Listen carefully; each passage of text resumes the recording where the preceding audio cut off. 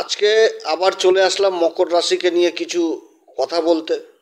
তো যাই হোক, সমস্ত দর্শক বন্ধুকে সবার প্রথমেই নমস্কার জানাচ্ছি।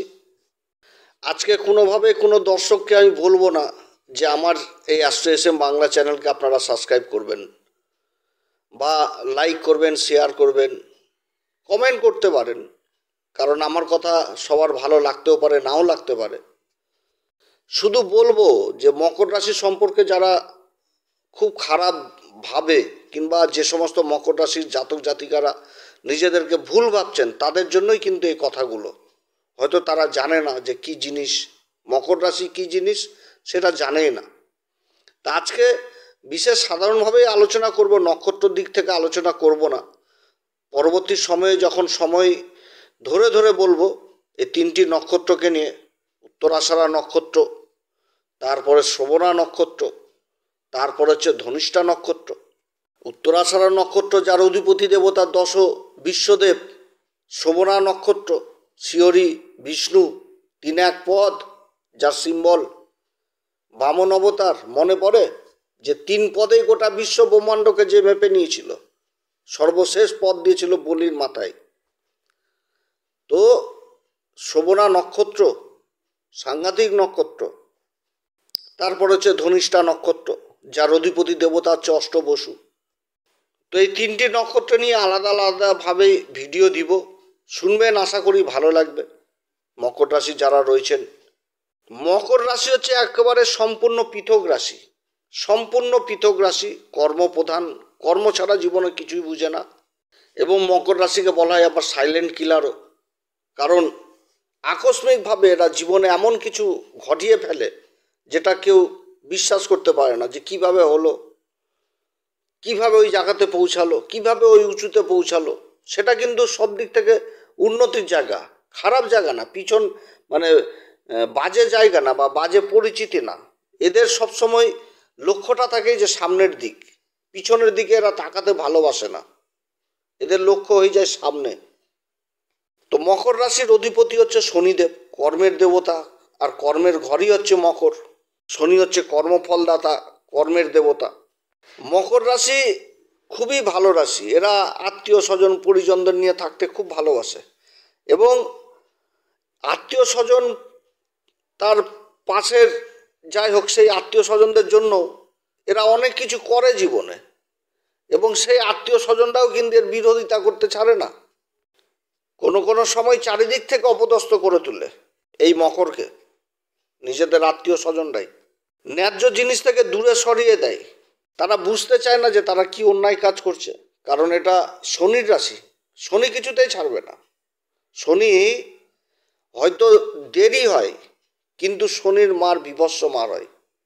শনি ধীরে ধীরে তিল তিল করে চরম পর্যায়ে নিয়ে যায়, এমন একটা পর্যায়ে নিয়ে যায়, তখন এই মকর রাশি সেই শত্রুদের বরবাদি নিজের চোখের সামনে দেখতে পায়।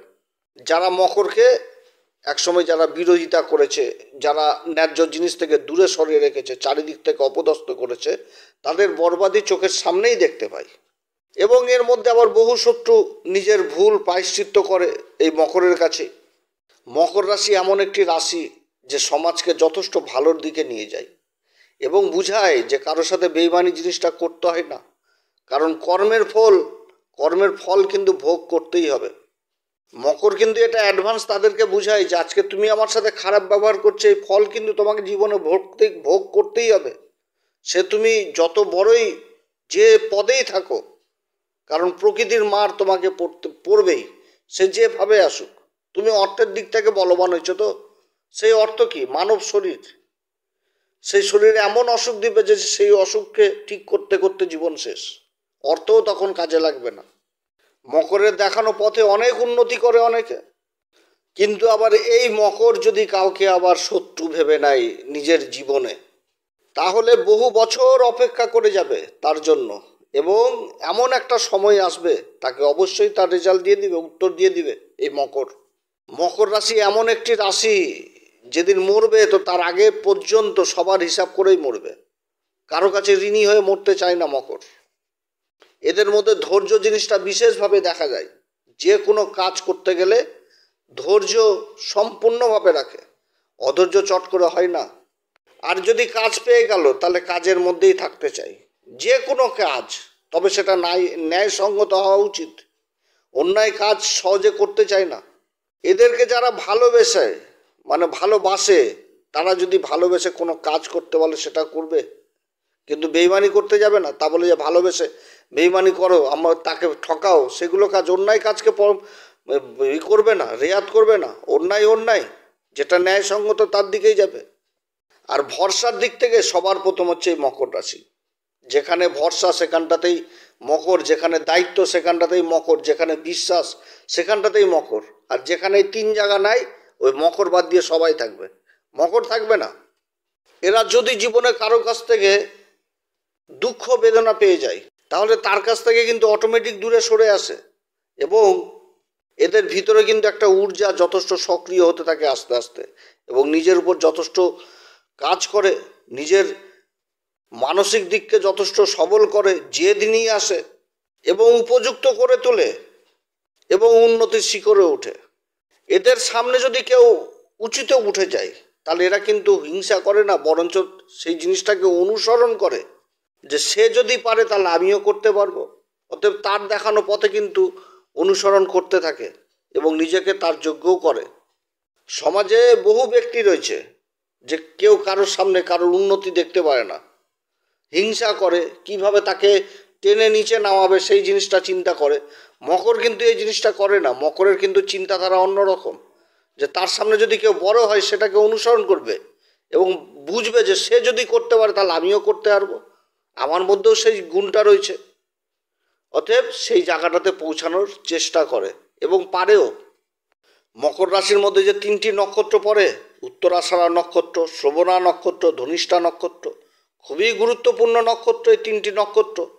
আর এই তিনটি নক্ষত্রের মেন জিনিসই হচ্ছে সেবা, যার জন্য সেবা জিনিসটাকে এরা খুব পছন্দ করে। উত্তরাষাঢ়া নক্ষত্র, যার অধিপতি দেবতা হচ্ছে দশ বিশ্বদেব। শ্রবণা নক্ষত্র, যার অধিপতি দেবতা শ্রীহরি বিষ্ণু, তিন এক পদ, যার সিম্বল বামন অবতার, যিনি তিনটি পদে গোটা বিশ্ব ব্রহ্মাণ্ডকে মেপে নিয়েছিল, সর্বশেষ পদ রেখেছিল বলির মাথায়। আর ধনিষ্ঠা নক্ষত্র, যার অধিপতি দেবতা হচ্ছে অষ্টবসু। তো তিনটি দেবতায় এই নক্ষত্রের অধিপতি দেবতা। খুবই আত্মবিশ্লেষণকারী নক্ষত্র এই তিনটি নক্ষত্র। এই নক্ষত্রের জাতক কিংবা জাতিকা যদি কাউকে বদদুয়া দিয়ে দেয় না, অভিশাপ দিয়ে দেয়, তো সেটা জীবনে অভিশপ্ত হয়ে যায়, কারণ এদের সাথে গুরুর সঙ্গ রয়েছে। মকর কি হচ্ছে কর্ম, আর দেবগুরু বৃহস্পতি হচ্ছে কি ধর্ম। তো দেবগুরু বৃহস্পতি আর মকর, এই শনি এক অতপ্রতভাবে জড়িত। শনি হচ্ছে ন্যায় বিচারক, কর্মফলদাতা। গুরু হচ্ছে ধর্মের জ্ঞান, ধর্ম। শনি যে তিনটি নক্ষত্র পড়ছে, পুষ্যা নক্ষত্র পড়ছে, তারপরে অনুরাধা নক্ষত্র, উত্তরা ভাদ্রপদ নক্ষত্র পড়ছে। এই প্রত্যেকটি নক্ষত্রের আগে কিন্তু গুরুর নক্ষত্র পড়ে। পুনর্বসু নক্ষত্র, তারপরে পুষ্যা নক্ষত্র, বিশাখা নক্ষত্র, তারপর হচ্ছে অনুরাধা নক্ষত্র, পূর্বা ভাদ্রপদ নক্ষত্র, তারপর হচ্ছে উত্তরা ভাদ্রপদ নক্ষত্র। এবং এই তিনটি নক্ষত্রই পড়ছে মোক্ষ ত্রিকোণে, অর্থাৎ শনিকে দিয়েই কিন্তু মোক্ষ ত্রিকোণ তৈরি হচ্ছে। এবং চারটি ত্রিকোণও কিন্তু শনি আর গুরুকে দিয়েই তৈরি হচ্ছে। ধনু রাশি, তারপর হচ্ছে মকর রাশি, তারপর হচ্ছে কুম্ভ রাশি, তারপর হচ্ছে মীন রাশি। তো ধনু রাশি হচ্ছে ধর্ম ত্রিকোণ, তারপরে চলে আসলো কি অর্থ ত্রিকোণ, তারপরে চলে আসলো কি কাম ত্রিকোণ, তারপরে চলে আসলো মোক্ষ ত্রিকোণ। মকর কোন জায়গাতে রয়েছে মকর নিজেই জানে না। অতএব নিজেকে চিনো, বিশ্লেষণ করো, যথেষ্ট ভালো উন্নতির দিকে যাবে। মকরকে যারা জীবনে কষ্ট দেয়, প্রতিনিয়ত ব্যবহার করে, সে সামনে থাকা ব্যক্তিগুলো এক সময় মানসিক দিক থেকে বিপর্যস্ত হয়ে পড়ে। জীবনের সমস্ত উন্নতির রাস্তা বন্ধ হয়ে যায় তাদের জন্য, নিজের বরবাদের সূচনা করে ফেলে, কারণ প্রকৃতি ঈশ্বরের মারে ক্লান্ত হয়ে যায়, যেখানে তাদের উঠার কোনো ক্ষমতা থাকে না।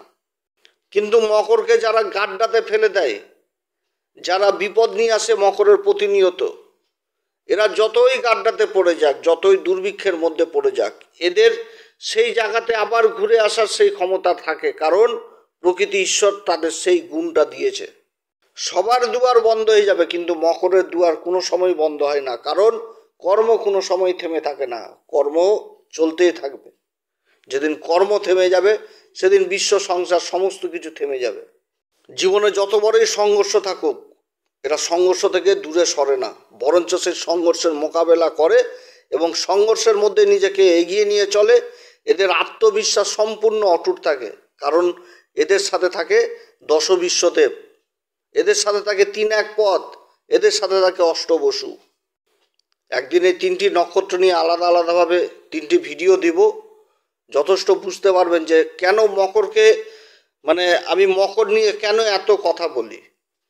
শ্রবণা নক্ষত্র, এই নক্ষত্রের সম্পর্কে যদি বলতে থাকি যে শ্রবণা নক্ষত্র জিনিসটা কি, কত ডিগ্রিতে রয়েছে এর বিস্তার, এবং এই যে দেবতার কথা বললাম, এই দেবতার কি কাজ, এর কি পুরুষার্থ রয়েছে, এর কি গণ রয়েছে, ধনিষ্ঠার কি রয়েছে, তারপরে উত্তরাষাঢ়ার কি রয়েছে, সমস্ত কিছু যখন ভেঙে ভেঙে তুলে ধরবো, তো তখন আসল জিনিসটা মকর বুঝতে পারবে যে মকর কি জিনিস মকর নিজেই জানে না। যখন জেনে যাবে তখন সবাইকে, মানে নিজের জীবনকে অন্য চোখে দেখবে, যে কি কারণে তার জন্ম, কি কারণে এই ধরাতলে আসা, এই পৃথিবীর বুকে কেন এসেছে, সে সমস্ত কিছু বুঝতে পারবে।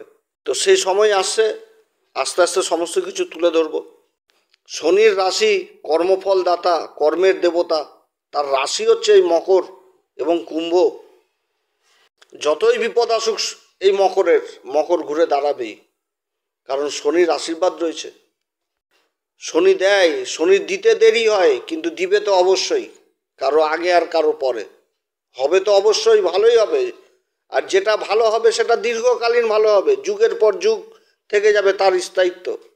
এতটাই দিবে যে যেটা রাখা অসম্ভব হয়ে যাবে। অতএব ঘাবড়ানোর কোনো ব্যাপার নাই।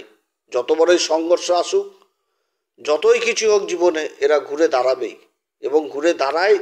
এটাই মানে দেখে আসছি তো, যত কুষ্টি দেখছি এই মুহূর্তে, যত মকরের কুষ্টি দেখে ফেললাম, এখন তাদের পজিশন আগের থেকে অনেক ভালো। 7.5 পিরিয়ডে যে একটা ভয়ানক পরিবেশ ছিল, অনেকে টাকা দিয়ে লোককে চিনতে পারে না, কিন্তু মকর তো সেই জায়গাতে শনি বাবা তো চিনিয়ে দিয়েছে।